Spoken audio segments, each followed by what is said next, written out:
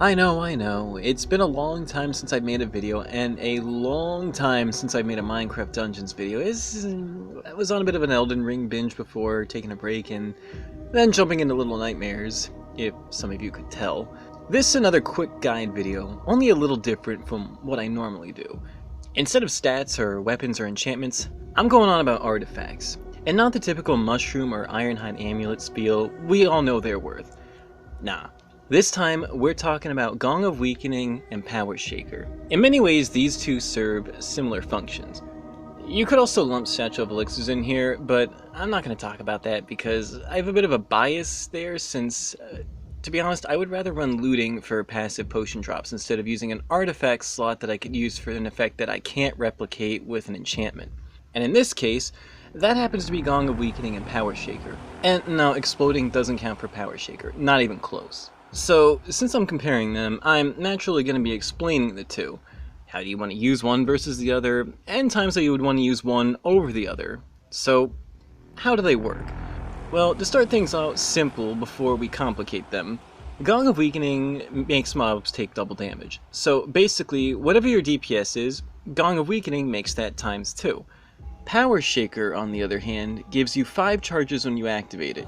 This primes the artifact. Think of it like a quiver, but for melee. What these charges do is apply a delayed explosion to mobs that you hit with your melee weapon. The damage for Powershaker's explosions is fixed based on your artifact's power level, and are buffed slightly by Void Strike too. So for a direct comparison in terms of damage to a mob, you want to use Gong of Weakening if your melee weapon hits for more damage per attack than what Powershaker adds. Only, there's more nuance to it than that. For instance, if your weapon uses leeching for healing, you want to use Gong.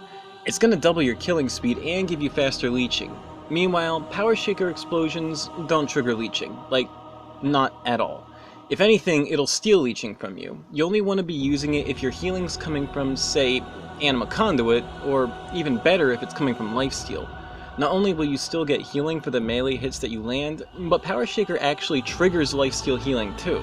Don't ask me why, I don't make the rules. Explosion doesn't do it, but Powershaker, A-okay. And now I'd say Radiance counts for Powershaker, but weapons that use Radiance tend to be really fast, and you don't want to use Powershaker on too fast of a weapon, because the explosion is delayed, and often you only need 1 or 2 to kill a mob. For instance, a rapier can easily lay 6 hits on a mob before the first Powershaker explosion even goes off, so you'll have wasted all 6 charges on a mob that's already dead. Another thing to keep in mind is what kind of damage your weapon's dealing. If a good chunk of your damage is coming from indirect hits like shockwave, swirling, or thundering, then you'd probably prefer Gong of Weakening. Those indirect hits, they're not triggering extra explosions, but their damage is still being doubled by Gong. What also matters is how the two artifacts apply, and this can give a point to either one, honestly. Gong of Weakening affects the mobs around you, while Powershaker is a self-buff. So if you're fighting a ton of mobs around you and you use Gong, you're gonna affect them all and have them all likely dead before the effect wears off, with the artifact recharge for the next group.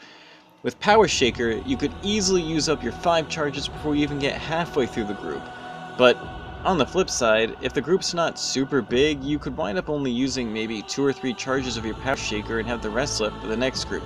While with Gong, it's like, do you even bother wasting it on them if you're gonna want it for the next group? Probably not, and that can lead to a lot of moments where you don't use Gong for a long time because you're like, there could be a bigger group coming up, so I'm gonna save it. I mean, it's all fine if you don't need to use an artifact, then don't use it, but you might get more use out of Powershaker in those instances. Though a big thing about Gong that even seasoned players seem to gloss over is that Gong does not mean that you deal double damage to mobs. It means mobs take double damage. This includes from environmental hazards like fire or lava. It also means damage from your summons, artifacts, range shots, or hell, even from other mobs. Wild Rage or Creepers ring a bell? And also, this is all just talking purely about the damage side of things. One thing Gong has over Powershaker is on the defensive side.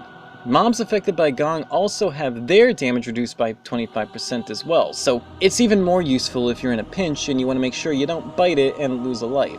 But if it sounds like Gong has Powershaker absolutely beat, Powershaker has one trick left up its sleeve, and it can be a real game changer. I said before that I was comparing the damage between the two in terms of damage to a mob, but what about damage to multiple mobs? Well, Powershaker not only uses up a charge if your swing actually hits a mob, but it only uses 1 charge per swing. This means if you're hitting 2 mobs, you're creating 2 explosions for just 1 charge. If you're hitting 5 mobs, then that's 5 explosions. But, I mean, that should go without saying. If you're only creating 1 explosion per swing, then Gong would dominate since it's doubling the damage against all mobs per hit. However, these explosions also have AoE to them.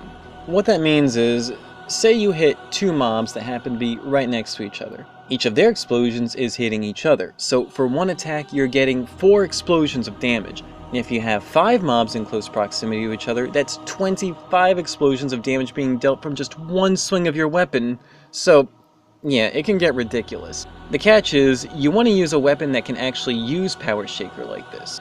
If a weapon has a narrow hitbox, you're not going to get that kind of value out of it.